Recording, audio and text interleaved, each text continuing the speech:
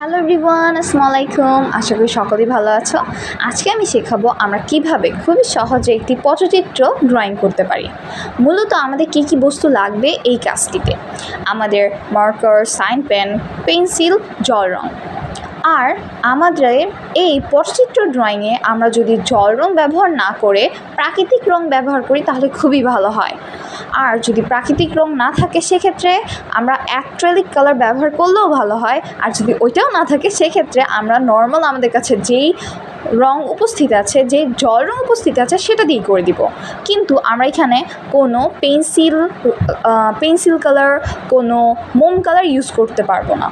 আর normally প্রাকৃতিক রং যেটা, এটা আমরা বিভিন্ন ধরনের ফুল, তারপর বিভিন্ন ধরনের পাতা থেকে বিভিন্ন কালার সংগ্রহ করে পরে করতে পারি।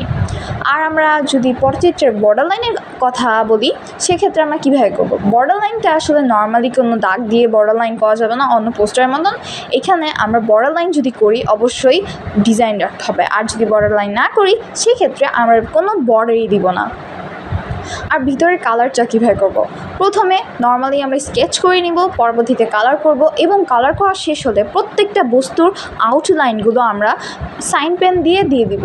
আর যেখানে তোমার মনে হবে যে সাইন পেন না, এখানে মার্কারের প্রয়োজন, সেখানে তুমি মার্কার দিয়েও দিতে পারো, যেন সবগুলো বস্তু স্পষ্ট দেখা যায়। আর এটি একটা ইম্পর্টেন্ট জিনিস, তোমরা এইটা মাথায় রেখেই করবে। এবং পরবর্তীতে আসি আমরা উপরের হেডলাইনে। আমরা হেডলাইন কীভাবে করতে পারি? আমরা হেডলাইন চাইলে ডিজাইন দিতে পারি, যেমন বিভিন্ন ফন্ট ইউজ করতে পারি। আমি একটা ফন্ট ইউজ করেছি। আর আমরা যদি ফন্ট না ইউজ করতে চাই তাহলেও হবে, কিন্তু ফন্ট ইউজ করলে ভালো। আর আমরা প্রেজেন্টেশনটা কীভাবে দিব? নর্মালি প্রত্যেকটা প্রেজেন্টেশনের মতন এখানেও নাম, রোল, শ্রেণী, শাখা। পরবর্তীতে আমরা এইভাবে শুরু করতে পারি। আমাদের নবী ইব্রাহিম আলাইহিস সালাম দিনের তাবলীগে দেশের বাইরে ও ভিতরে বিভিন্ন জায়গায় যেতেন।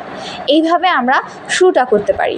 এবং বাকি আরও বিস্তারিত আমরা অনেক কিছুই বলেছি আমি, সেক্ষেত্রে আমি ডিসক্রিপশানে দিয়ে দিব এবং তোমরা ওখান থেকে নোট করে নিবে এবং রাত্রে বাসায় পড়বে, দিনে স্কুলে যেয়ে তোমরা ওটা রিভিশন দিবে, পরবর্তীতে যে তোমরা প্রেজেন্টেশন দিবে। তাহলে তোমাদের প্রেজেন্টেশনটা খুবই চমৎকার হবে। আশা করি সবাই বুঝতে পেরেছো। আজকে আমাদের বিদায়, আল্লাহ হাফেজ।